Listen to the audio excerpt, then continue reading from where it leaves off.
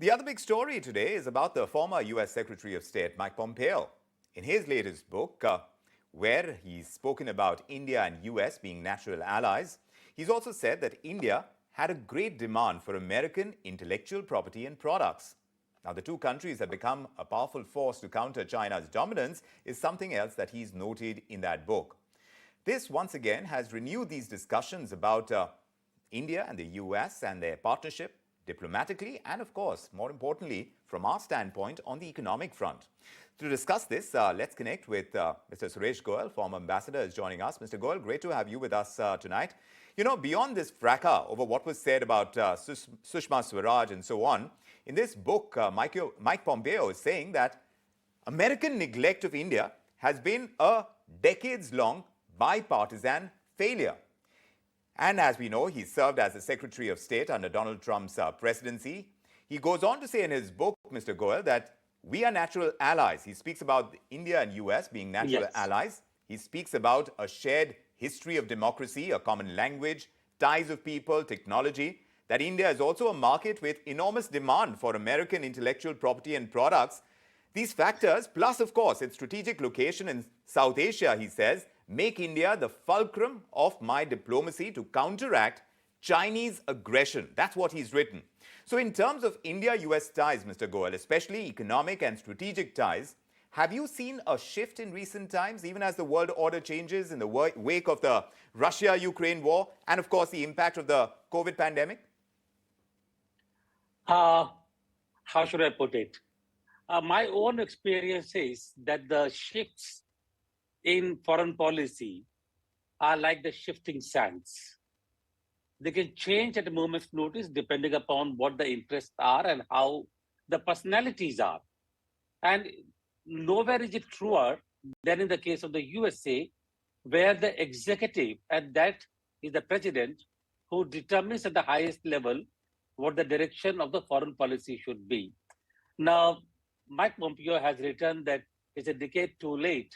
The fact is that right from the independence of India, when Jawaharlal Nehru wrote to Roosevelt, he basically tried to work out the relationship between India and the USA, and this has been documented also in various books.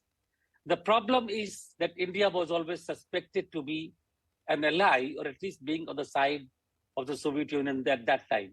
And the Soviet Union at that time considered India to be basically again on the side of the USA.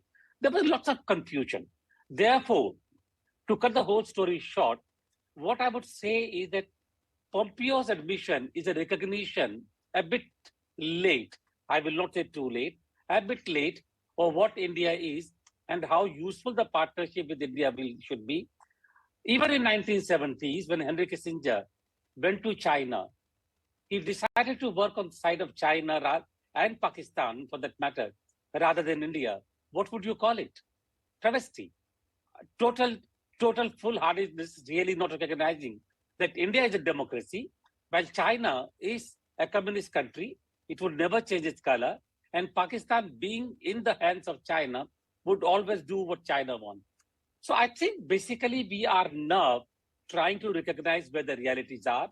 But I would still say that one should not be content or complacent in the confidence that it would always remain the same. The relationship has not changed. Yes. We should take full advantage of it. Yes, like you were saying, Mr. Goel, this keeps changing depending on the need of the moment. And this obviously happens from both sides. But Pompeo also talks about how India and Pakistan came very close to war after the Pulwama attacks.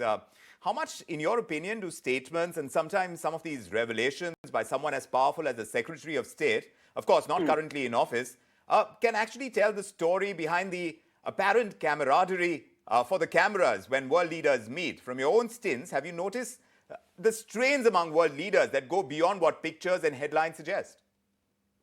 From my position where I was, I didn't get that impression at all. We were discussing the whole thing every day amongst our colleagues, amongst different sections, and those discussions were informed discussions. There was a clear recognition on Indian side that nuclear war is not an answer. If Mike Pompeo got the impression of Pakistan, it's not for me to say.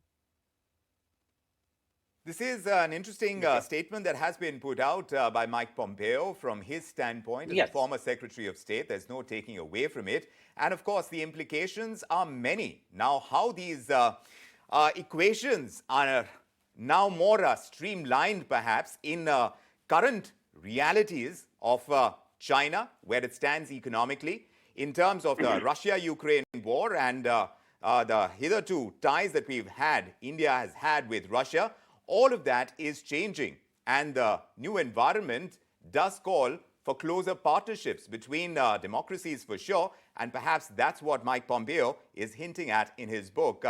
Mr. Goel, it's always a pleasure getting your perspective. We wish we'd had a little Thank more you. time to discuss this, but thanks very much for your perspective on this.